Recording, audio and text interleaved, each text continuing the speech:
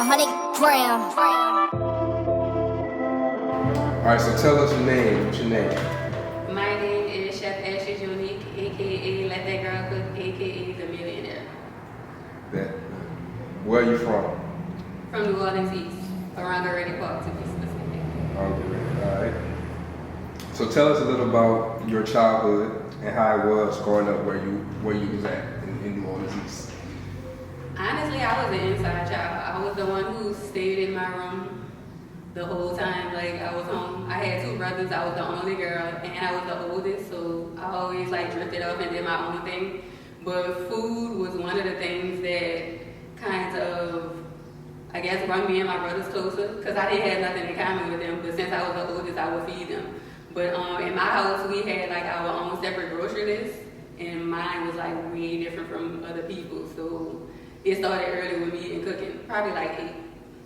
So, okay, so at 8 years old and stuff like that, like what you mean by y'all own separate grocery lists? Like how that worked out? Like, when my mama made groceries, everybody wrote down what they wanted, specific snacks, healthy stuff, like whatever. So I always had like raw carrots, kiwis, pretzels, popcorn, like stuff like that. And that was the stuff that I used to eat at school too. So that was the stuff that I loved, and my brothers didn't like. So it was something I could keep, like all to myself. But for the most part, yeah, I was kind of spoiled. That's dope. So did you grow up with both your parents? No, my dad actually got shot on my 3rd birthday. And somebody shot him in the back of his head, and he hasn't been normal since. So that kind of took him away from me. He was around when he could be, but he was in like institutes and stuff like that. They was keeping watch on him. But my mom, she was a G. And it was almost like having a mom and a dad at the same time, because she was just so G. But she was feminine too, but that was my girl. She still is my girl. So you feel like that affected you any way as far as negatively or positively? Like what do you take from that, having to grow up in that way? Like you just explained with your dad, but then your mom really taking the reins and doing everything, for you guys. Now I'm about to be 38. A couple of years ago, I kind of realized the way that I treated men had a lot to do with my dad, not being around, because my mama was I'm gonna handle it, I'm gonna make sure it happens type person. So I was like that from jump. And plus, I'm a Virgo. I'm very like self-sufficient.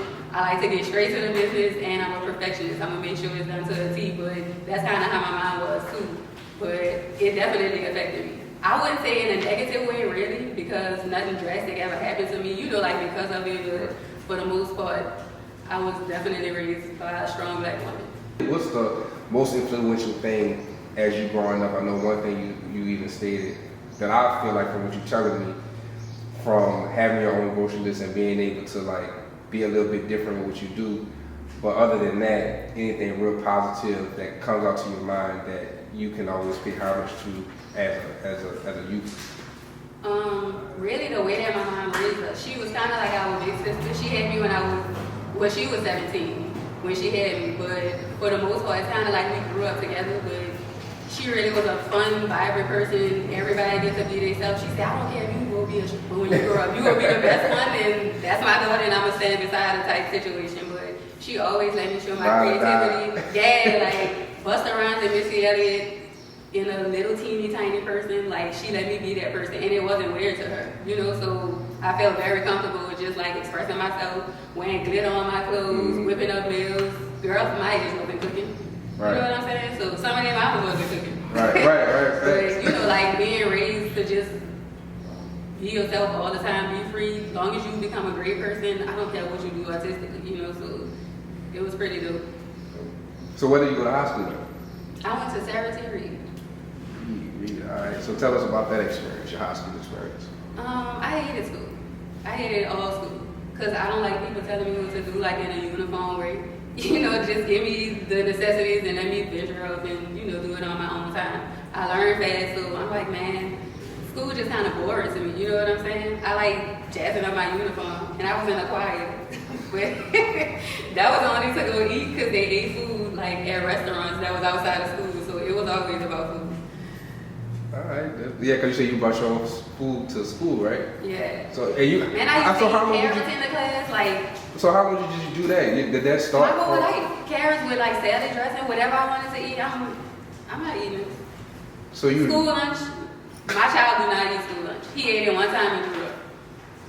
Sushi every day. Well, we got a chef at the house, like you know it. And since I'm the oldest, you know, of my siblings and stuff, and I believe in astrology, like the stuff with the zodiacs. Like I'm a Virgo, so I'm a like caterer. You know, like I'm the person that takes care of everybody. So, I mean, That's just what it is. yeah. So what did you do following high school? Since you were pretty bored, but you got through it. And I worked. I told my mom, I'm like, I don't want to go to school. Then I tried to go for nursing because she was a nurse, but I'm like, this is boring. You know, like I'm not interested in this, and I'm the type of person I'm not about to waste my time. You know, if I know I'm not interested or it's not going to work for me, I'm a dip. You know, and move on to the next thing. And I always had so many ideas, and I wasn't scared to execute them. So I sat out for a while. I just was working, and then when I went to Whole Foods, I was working there a couple of years, and I was like, man, I'm going to culinary school, and I did that at 24. So I didn't care about starting late and all that. I'm like, y'all could go work those jobs and be lawyers and stuff and be bored out y'all mind. But the life that I want for myself, I'm gonna make sure it comes to life because I know it's possible. You know what I'm saying? So that's just what I did. so really, I mean, even the next question is about your food journey, and we always pretty much talk about where it started at, and even you started to go to culinary school at 24 years old. Starting that, how did that propel to where you are now? Really just always want to eat different. Like I always loved healthy stuff. It wasn't because I wanted to stay fit or maintain a certain way. Like I actually loved how it tastes.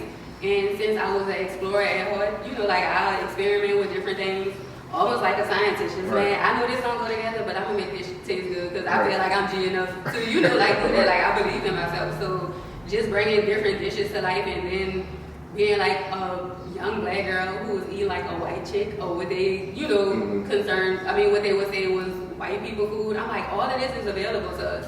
You know what I'm saying? My grandparents ate healthy, but I'm like, the healthy stuff is not gonna be like, hey, come eat me because I offer this and antioxidants and all that. Like you have to go, you know, get it. But like I said, being raised a certain way and having individuality, my mom was like, let's try this, everybody will eat it. You know, like if you don't like it or if they don't like it, we'll just move to the next thing. So it just carried over into like my adulthood, you know, with cooking and stuff, just exploring the whole time. So it sounds like, I mean, everything is, you know, you're pretty bold and really whatever you do, and that even kind of came from, you know, even your upbringing, right? So even into your foods and to just the way that you decide to live as far as being, you know, this black girl that's proud to be it, and also knowing that you can do whatever you want to do, and then bring it to that culinary space. Even in school in general, did you already know that you had something different when you were even doing it? Yeah. I shouldn't even pass culinary school, to be honest. It wasn't because I was dumb, but I'm like, this stuff I be doing on my downtime from work and stuff. You know what I'm saying? Like I experiment. They was teaching me the basic stuff, but I'm like, what's further than this? Like it's something outside this box. Like I had a French culinary teacher from France, an old guy, crazy, like Gordon Ramsay, high at you, me and him used to stay getting into it, like all kind of stuff. But I'm like, this is boring to me. So, okay, it's been a long time, so I can say this. I take the ingredients, crab meat, all kind of stuff. Go home. I'm a stoner, so I get in the lab. All kind of stuff started coming about. So the house that I had at the time, it was me and one of my friends. Everybody used to come over there, so I just tried. Everybody, you know, trying new stuff, telling me what they think, and it wasn't people who ate food like that all the time. So me getting their opinion, you know, was kind of big, especially because I felt like I was introducing them to something else, eating a different way. And I started specializing in like doing your favorite thing, but just my way. Because I feel like there's a million ways to do one thing. You know what I'm saying? If that makes sense? No, it does. You know, everybody just put their own sauce on the situation, you know, and it's going to be something different every time. So, I mean, I just went with my move. Hold on. But speaking about making stuff like for people like your way, their favorite thing, I feel like me knowing you, I know you're skipping over a big part of how I met you in the BR days. The black place. Like I think you got. No, I was gonna talk about that. I think I was waiting for it like in question form, but let's get it because that's really how all of this came about. Go ahead. Go Okay, so what Devin is talking about, when I first kind of came back from Atlanta, because I used to work at a Kroger, they let us go around the store, kind of like chop, and we could get whatever we want and make dishes and put it in the window, like prepared foods at Whole Foods. It was like a situation like that. So when I started working at, it was so popping, and that's when Instagram kind of really got popular. So I just started posting stuff. I'm like, man, this shit is so colorful, like pork roast with like red sauces and fresh greens and like all these flowers and different things. And people like, what the fuck is that? And I'm like, you probably would say you don't eat this, but I'm gonna make you eat this shit. So I decided to move back to New Orleans, and I was like, man, instead of me just getting a job or going to work under somebody who I know is dumber than me, don't have more creativity, than me, and I go make the dishes look a certain way, I'm gonna just go with my mood. So I started selling plates out my car, and that's how I met geniuses like this dude right here, Devin. But yeah, I was a trap queen. I had a little red bug with some 10 on it with a 12 in the back. For real, man. I had fresh pair of tennis shoes on, like the jogging suits that I put out like last year. I used to have like so many crazy, like word plays on them with the girl with the bush on the shirt, just hopping out the car, delivering like one plate at a time.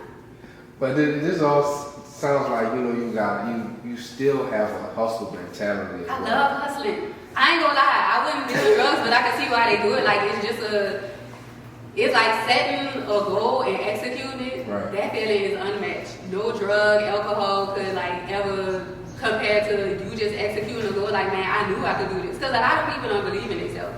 And me as a mom, like, I'm trying to instill that into my son because he's 6 now, so he's like at an age where he's starting to get influenced by people at school and all that. And I'm like, dog, you so dope.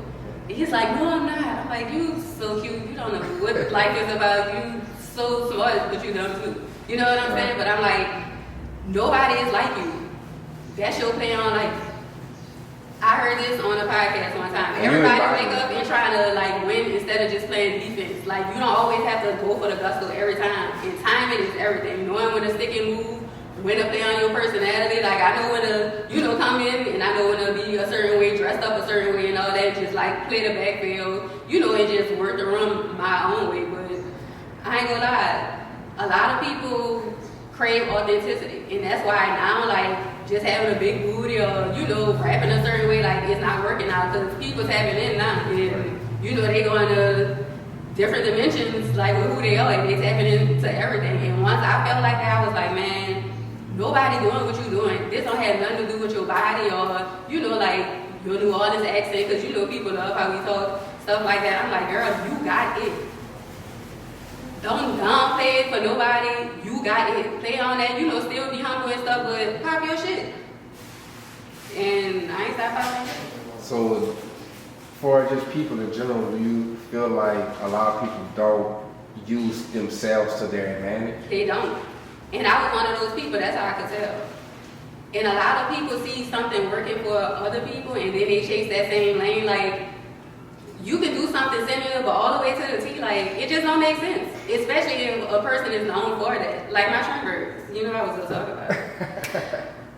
Nobody will ever, I will put this on my life, that nobody will ever be able to, like, execute it like that. For as me time and how long it's on the grill, when the cheese melt, when I cut it open, how to squeeze it to make it come out, like, all of that. Like, that was something that took me, like, weeks to do. It started off with, like, 13 ingredients, down to, like, 4 ingredients.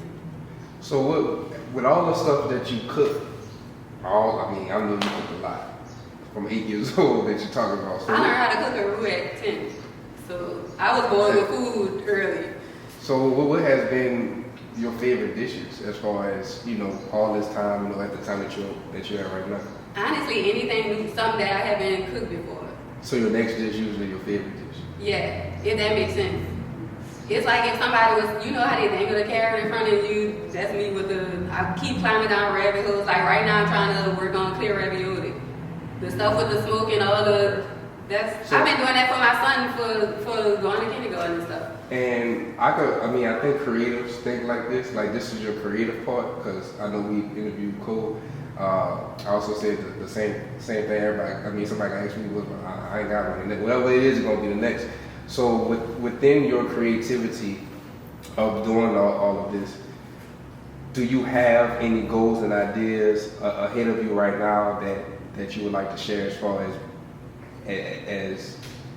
anything that you think that's going to be the next big thing? really teaching people how to do this shit for themselves.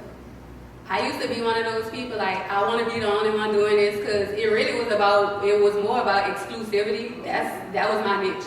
I want to be known for doing this, and then I'll move to the next thing. But if everybody doing it, why would they come to me? You know what I'm saying? But now it's like I can teach people how to put their own sauce on it. If I do a cooking class and I demonstrate, like how I would play something versus how other people would play something, like it'll give them more confidence to just, well, I can do this, but I can do it my way instead of doing exactly, like what this person doing.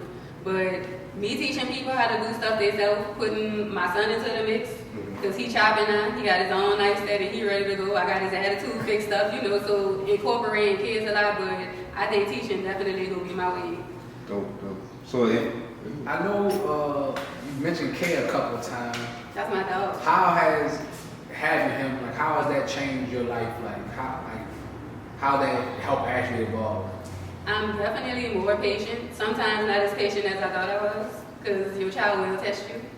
But just all around in every aspect, to be honest, I never knew a love like that, especially other than food. Because when people, it's like, I could go without seeing people and all that, but once he came on, I'm like, I really have to teach this human how to do everything.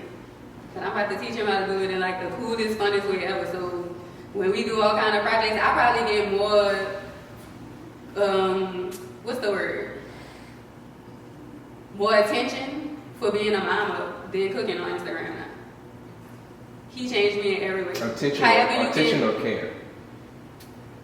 I would say both, if I could. But now it's kind of they more concerned about the girl instead of what she's cooking. Because I guess they see me tapping in, or she can dress, I have the earrings, I have the bags, she can do, man, I be building hammocks, all kind of stuff. On my story, I'm like a whole nother person. Me and my baby do pottery, all kind of stuff, So, what do you, we kind of talked about, well, yeah, actually. So what are you up to, the last 2 questions, what are you up to right now? Really, I'm about to drop some more merch. That's what I'm getting ready for. Hoodie season over. So I was like, I gotta do something for the springtime. And I'm definitely trying to get these cooking classes popping because when I was doing the double black situation, I was used to talking to people and stuff, asking them about their businesses and how they like what I was doing and what could I do better, stuff like that. So me kind of going around politicking more, that's definitely in the near future because I don't really be outside like that. I understand. So if you could speak to your younger self or kids in general, just outside, what message would you want to give to them or your younger self? There is nobody like you on the planet, and you already know it.